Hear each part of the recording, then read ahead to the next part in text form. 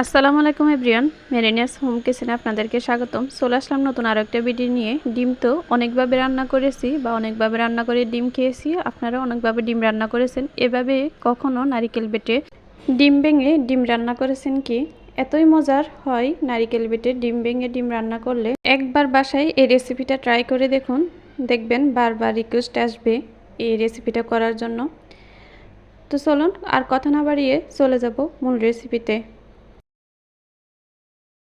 প্রথমে চুলে আমি একটা কড়াই বসিয়ে দিলাম, এর মধ্যে পরিমাণ মতো তেল দিয়ে দিলাম। আপনারা যে কয়টা ডিম রান্না করবেন ওই পরিমাণ আন্দাজে তেল দিয়ে দিবেন। তো প্রথমে আমি কিছু গরম মশলা দিয়ে দিলাম, তেজপাতা, দারচিনি, আর এখানে 3 থেকে 4টা এলাচ আমি পেঁয়াজের সাথে বেটে দিয়ে দিলাম।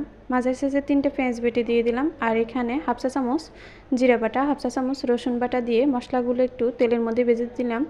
আর স্বাদ মতো লবণ দিয়ে দিলাম, হাফ চা চামচ হলুদের গুঁড়া, হাফ চা চামচ মরিচের গুঁড়া দিয়ে দিলাম। আর এখানে হাফ কাপ পরিমাণ কোরানো নারিকেল আমি একবারে মিহি করে বেটে নিয়েছি।